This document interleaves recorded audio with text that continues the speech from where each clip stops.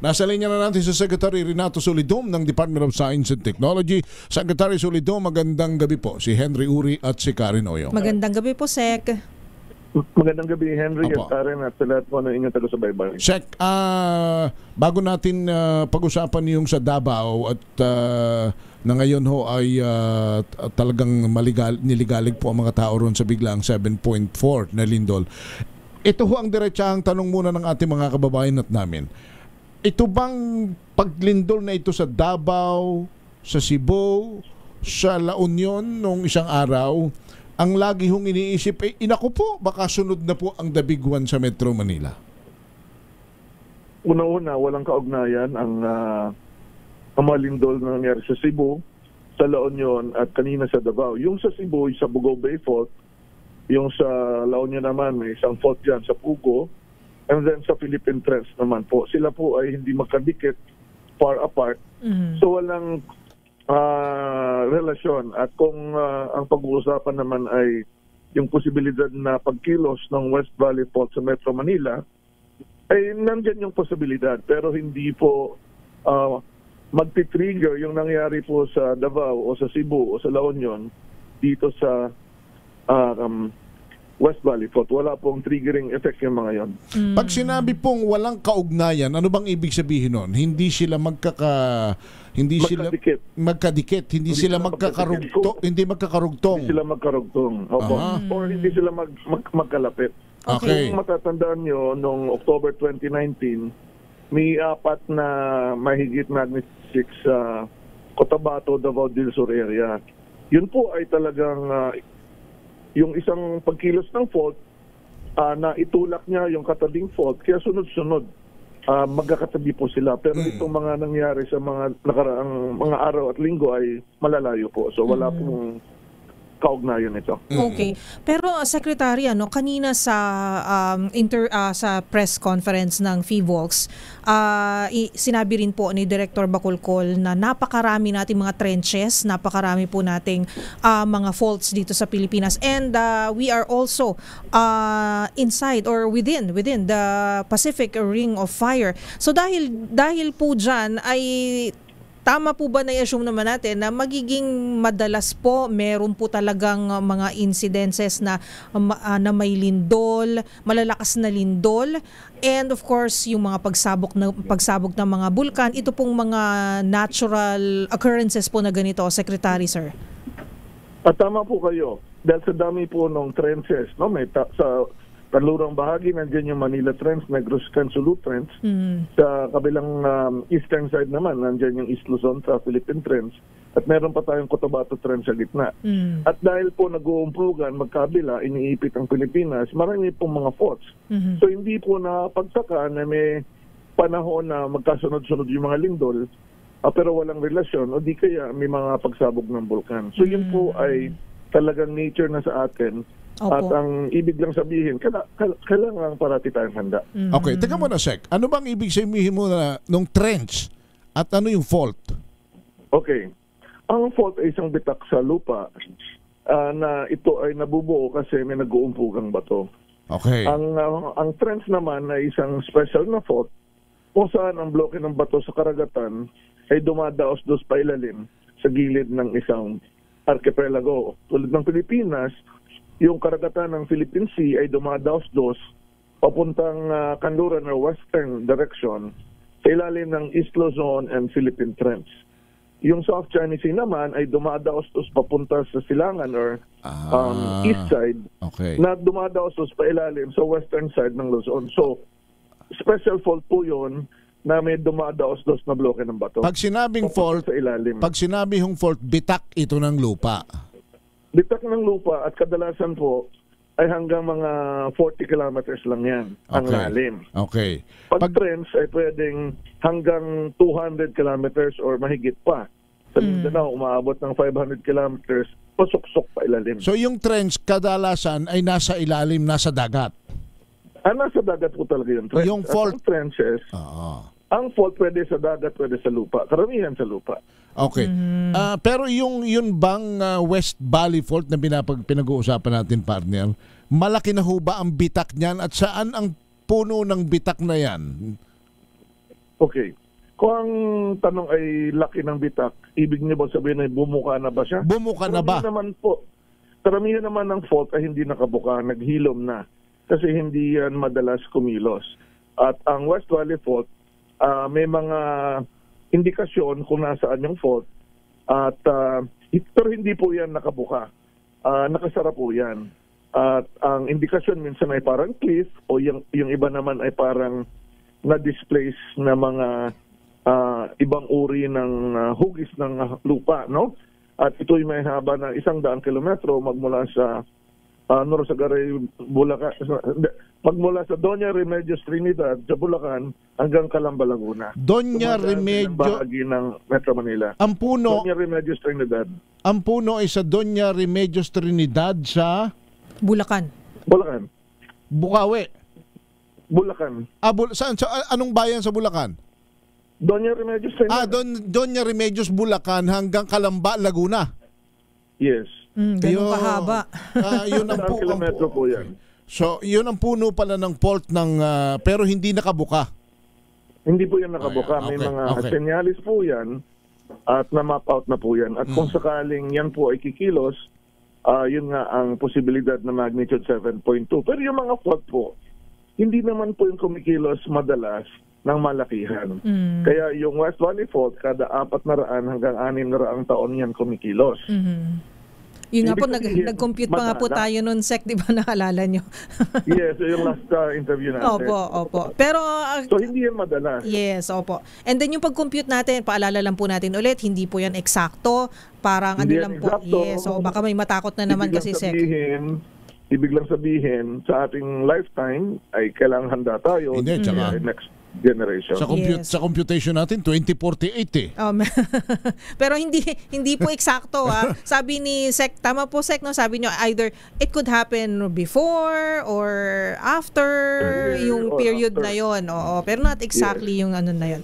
Alright. So dahil sunod-sunod nga po meron pong mga nangangamba, may mga nagtatanong kung how do we know po kung tapos na po yung quote and quote main event. 7 nung una sabi 7.6 is naging 7.5 tapos ngayon 7.4 na po. And then may mga pagyanig after which is the aftershocks. Pero feeling po kasi nila ang lalakas pa rin po ng mga aftershocks. Pero there's the Omori law po, no, yung paghabang tumatagal yung panahon, tama po ba, ay dapat according to the Omori law, humihina po dapat yon. So when do we know if that main event is already done, Secretary? Okay, ganito yan. Kapag titingnan po natin yung mga photo trenches, meron yung haba o laki ng trench o fault. At may estimate tayo ng most likely pinakamataas na magnitude.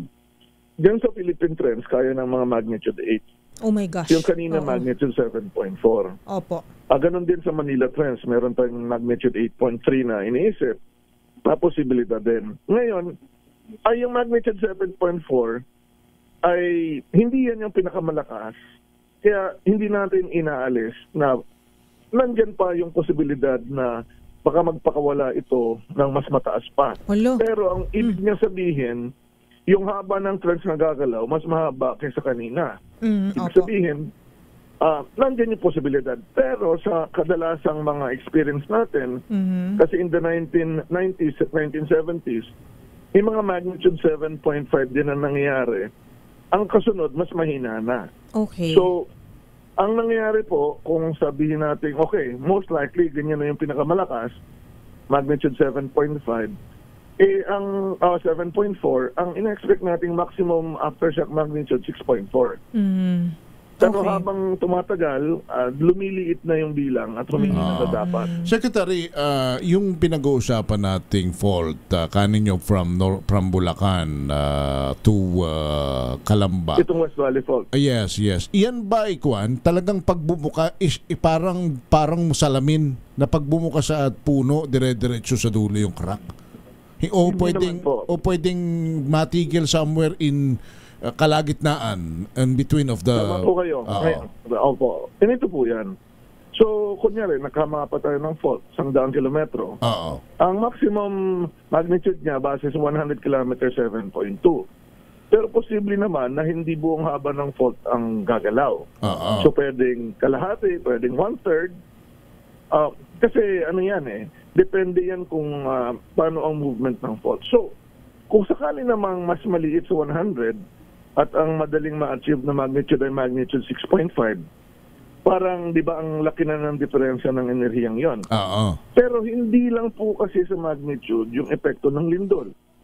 Nakabase din yan sa kalidad ng mga bahay at gusali. Yung intensity na mangyayari kahit intensity 8 kaya ng magnitude 6.5.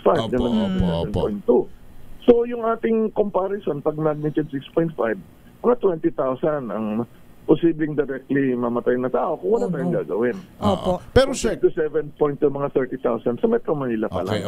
Dami. Yung bagyo, lindol nung 1990, partner, umabot po yan sa amin sa Quezon. Talagang ramdam namin yung napakalakas na pagganyanig. Yung 1991 earthquake. July 16, 1991. 1990. Ang layo na ho siyempre ng bagyo, from Baguio sa to Quezon. Kaya ang tanong ngayon, pag halimbawa, huwag naman, God forbid, ang manalangin tayo na huwag mangyari. Kung mangyayaring gumalaw yung West Valley Faults, lumindol ng 7 point something, 6.5, hanggang saan ho ang makakaramdam niyan? Mararamdaman ba yan ng mga taga Bicol? Sa kabilang side, aabot ba yan sa Bataan?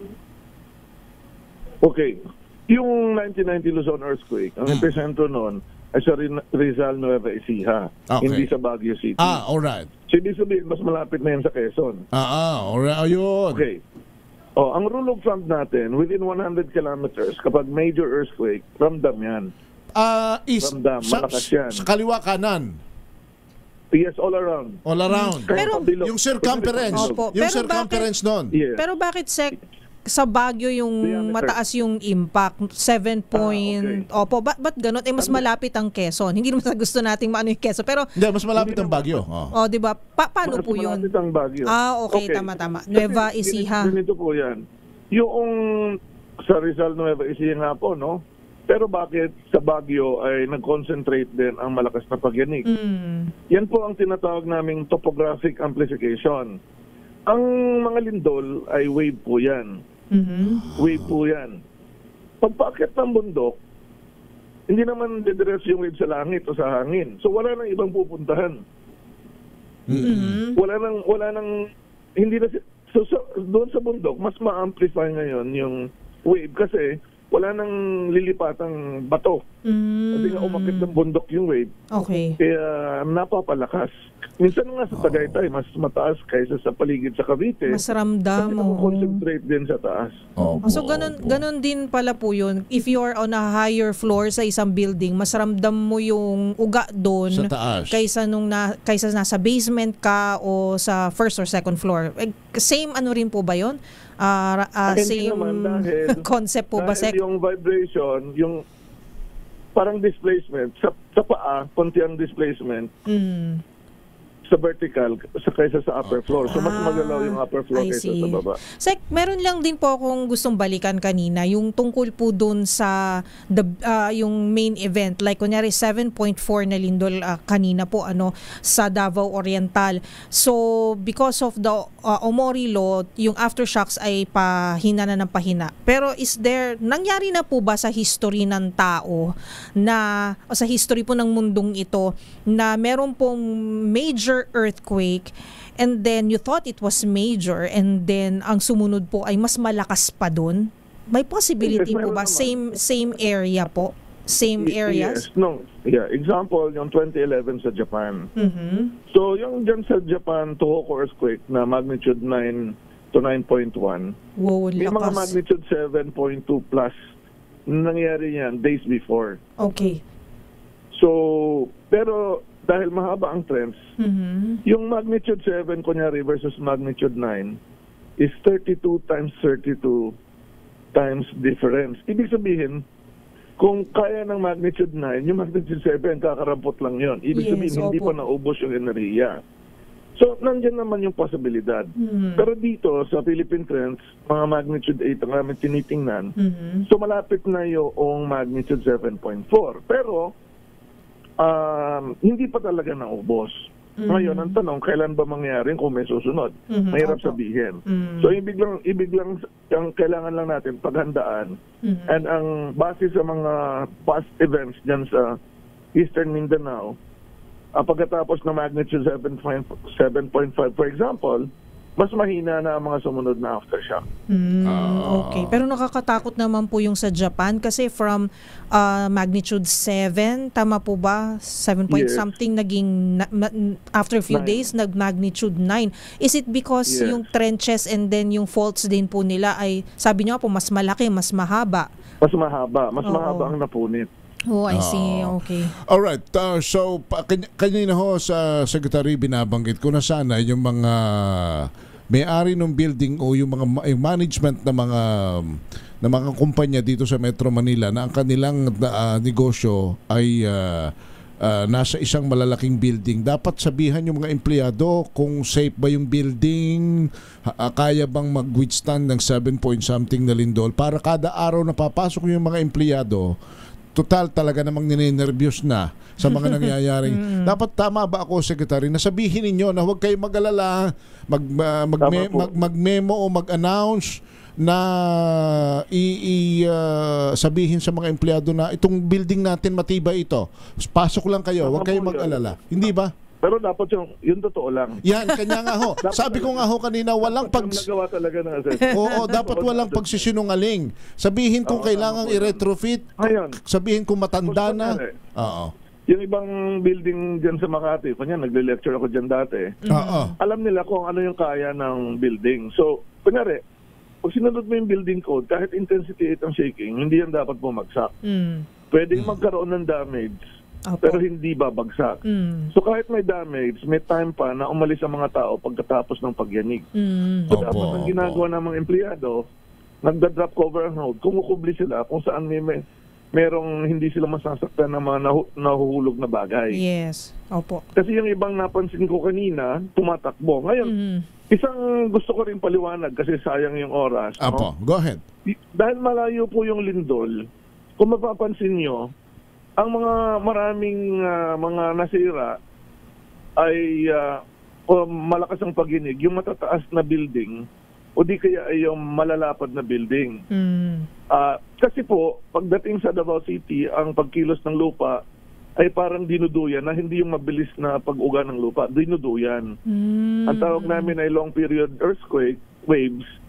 Mas delikado po ang matataas na building at mga malalapad na building like malls kung hindi sila magandang disenyo dahil may tendency na paugain ito ng mas matindi kaysa sa mga maiikling bahay. Ngayon, kaya marami po kahit po sa Butuan City, yung ibang mga mall at matataas na building at General Santos naramdaman ng malakas. Pero kung ang lindol naman ay malapit sa mga bahay at mga building, ang pag-uga ng lupa ay mabilis, mas nasisira ang mga maikling building, mga low-rise building kahit bungalow.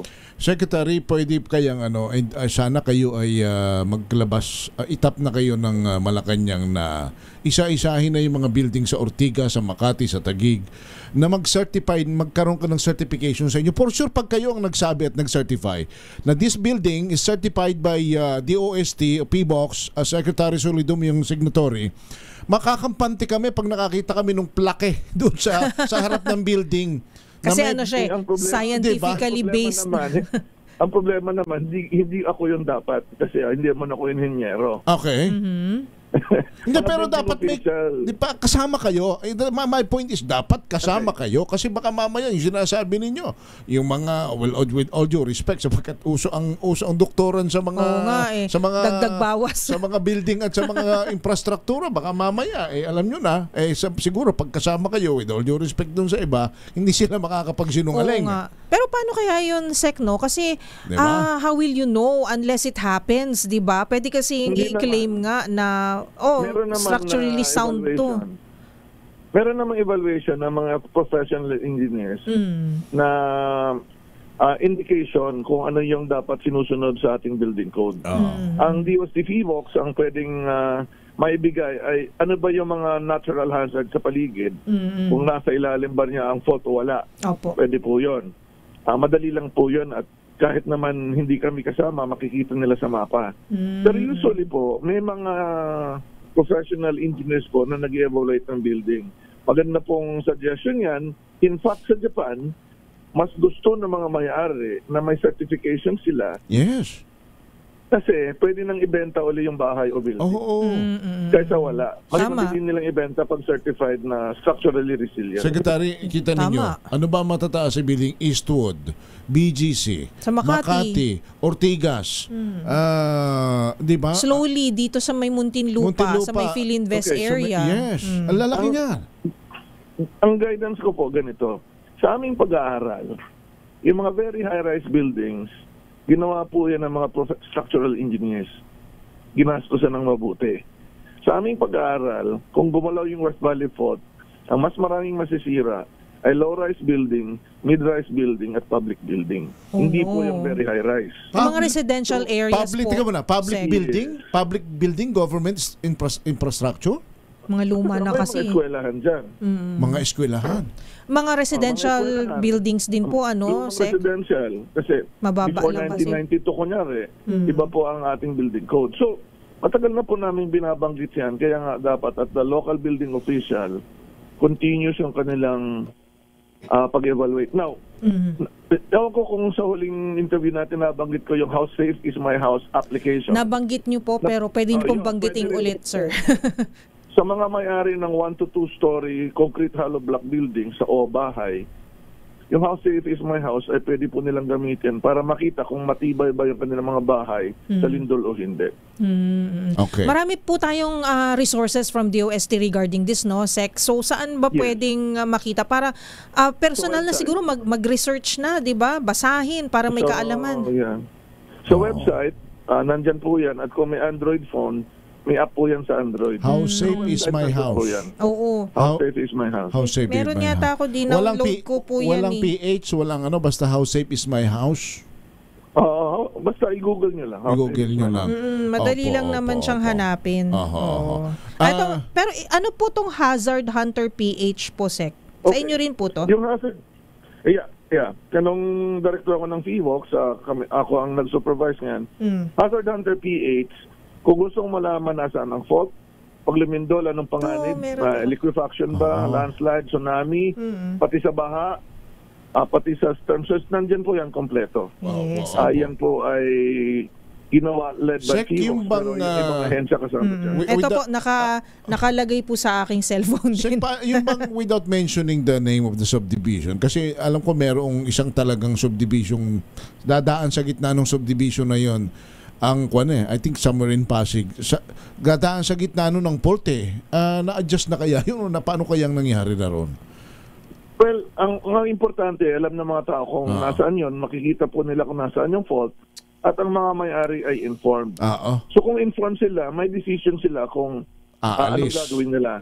Kung aalis o di kaya titibayan nila yung bahay at wag silang pumesto doon sa mismo kung saan dumadaan yung fault.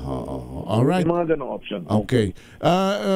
Secretary, kung maaari ho sana, hihilingin po namin sa inyo pag may oras kayo, if not once a week, basta kami po ay laging tatawag sa inyo to educate na our kababayan. No problem po. Para makatulong na po tayo. Para talagang maski pa paano sa impormasyon pa lamang ay maghahanda lang kami ho ng mga tanong na talagang